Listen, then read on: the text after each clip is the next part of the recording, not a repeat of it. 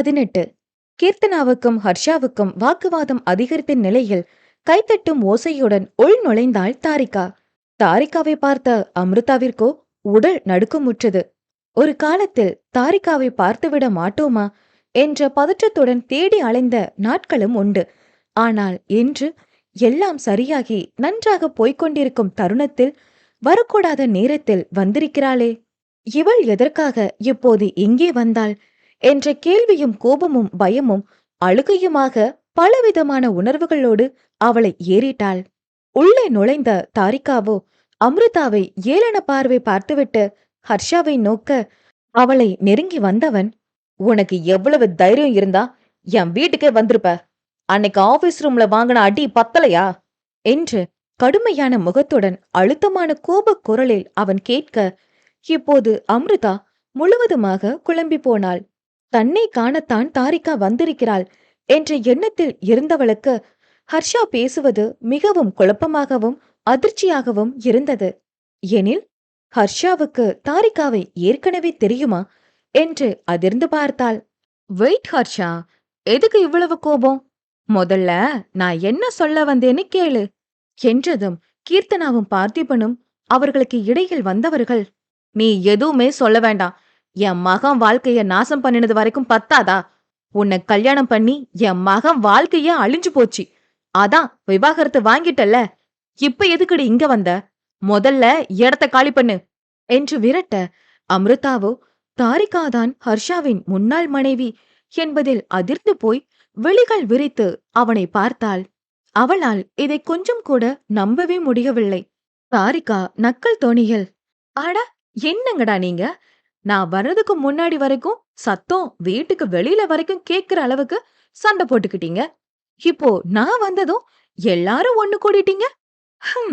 சரி, அது எதுக்கு எனக்கு? நான் வந்த விஷயத்த சொல்லிடுறேன். அப்புறமா நான் வெளியில போறதா இல்ல இங்கேயே இருக்கிறதான்னு பாப்போம் என்றதும் அனைவருக்கும் அதீத கோபம் அவள் மேல் எழுந்தது. அதில் பேச வாகை திறக்கும் முன்னமே, கொஞ்ச நேரம் முன்னாடி என்ன சொன்ன ஹர்ஷா நீ? அது உன்னோட குழந்தைன்னு தானே? வாழ்க்கையிலேயே இன்னைக்குதான் சரியா ஒரு விஷயம் பேசிருக்க ஹர்ஷா. ரொம்ப சரியா சொன்ன.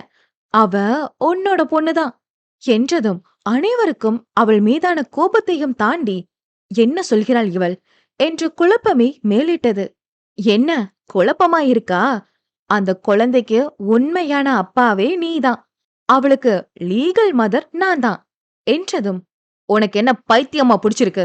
என்ன உளறிட்டு இருக்க என்றான் ஹர்ஷா. நான் ஒன்னும் உளறல. நான் சொன்னாதான் நீங்க யாரும் நம்ப மாட்டீங்க.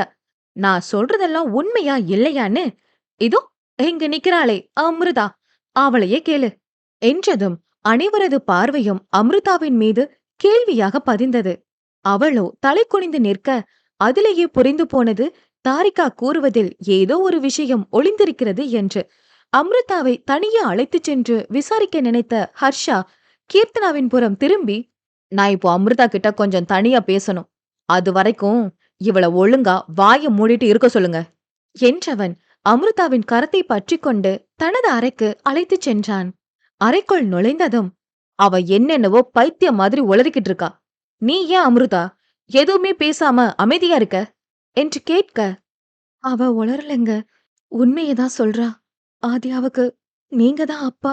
ஆனா அந்த விஷயம் எனக்கே இப்பதான் தெரியும் என்றாள் கலங்கிய விழிகளுடன். அதை கேட்ட ஹர்ஷா மொத்தமாக குழம்பி போனான். இப்போ நீ என்ன உளறிக்கிட்டு இருக்க அமிர்தா? அது எப்படி சாத்தியம் என்று கேட்க, நான் ஆரம்பத்துல இருந்து எல்லாத்தையும் சொன்னாதான் உங்களுக்கு புரியும் என்றவள் தனது கடந்த காலத்தை பற்றி கூறத் தொடங்கினாள்.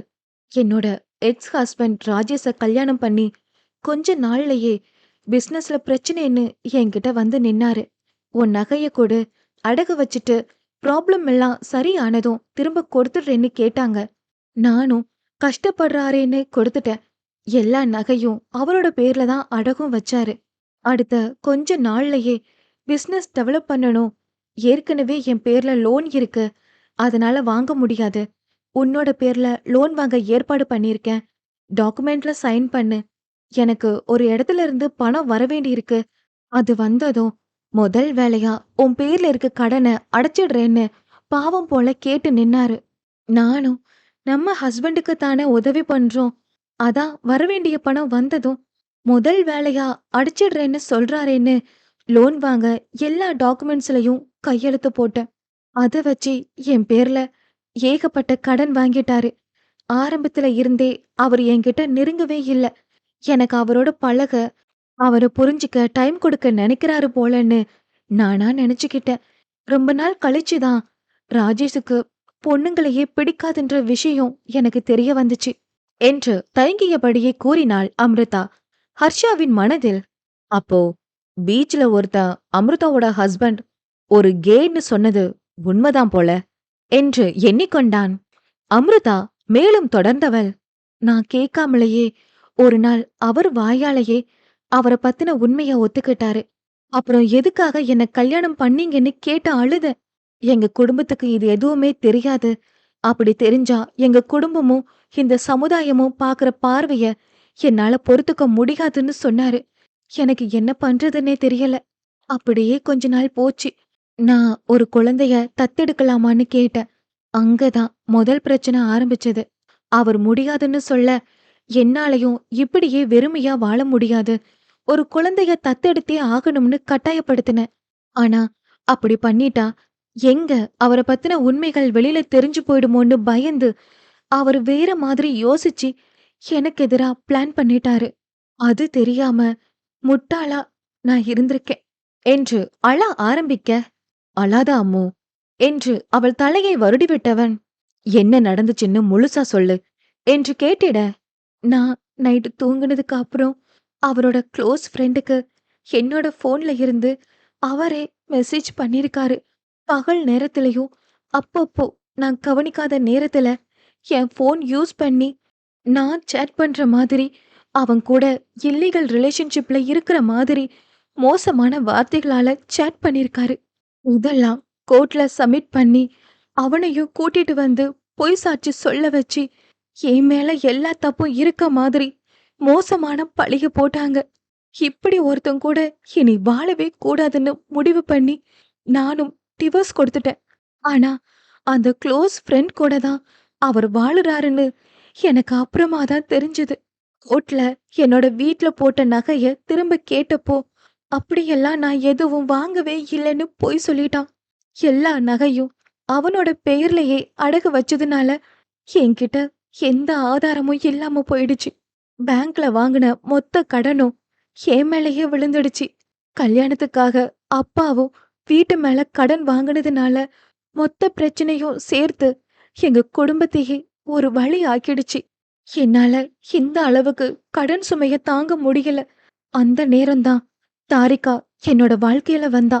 அவ காலேஜ்ல என்னோட கிளாஸ்மேட். என்னோட நிலைமைய பத்தி தெரிஞ்சுக்கிட்டு என்கிட்ட பேச வந்தா. அவ கர்ப்பப்பையில பிரச்சனை இருக்கிறதாவும், ஒரு குழந்தைய தாங்குற சக்தி தனக்கு இல்லைன்னு சொல்லி என்ன சரோகசி மதரா இருக்க முடியுமான்னு கேட்டா. என்னோட பிரச்சனை மொத்தமும் தீரும் அளவுக்கு பணம் தர்றதா சொன்னா.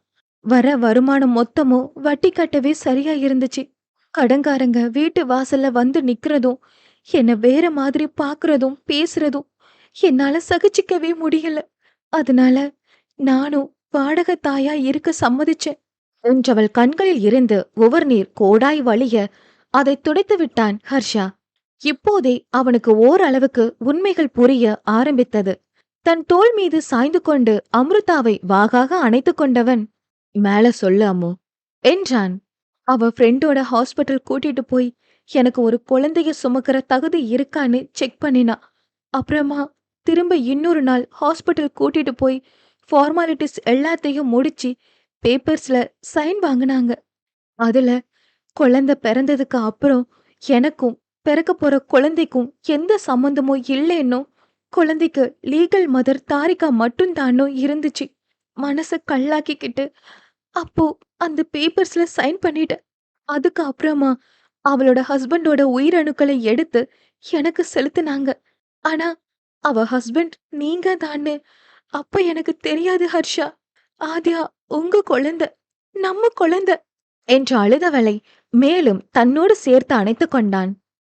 முதலில் ஆத்யாவை பார்த்ததிலிருந்து இன்று வரை அவள் மீது இனம் புரியாத பாசம் ஏன் ஏற்பட்டது? என்பது இப்போது அவனுக்கு தெள்ளத் தெளிவாக புரிந்து போனது. ஆத்யாவை தன்னுடைய குழந்தையாக பார்த்தவனுக்கு இன்று அவள் உண்மையிலேயே தன் குழந்தைதான் என்பதில் இந்த தருணம் உலகிலேயே மிகவும் மகிழ்ச்சியான மனிதனாக தன்னை உணர்ந்தான். எல்லையற்ற ஆனந்தத்தில் இருந்தவனுக்கும் விழிகளில் இருந்து வழிந்தது ஆனந்த கண்ணீர். அம்ருதாவோ, தாரிகா இப்படி பண்ணுவான்னு நான் கொஞ்சம் கூட நினைக்கவே இல்லை என்றவள் அதன் பிறகு என்ன நடந்தது என்பதையும் கூறத் தொடங்கினாள்.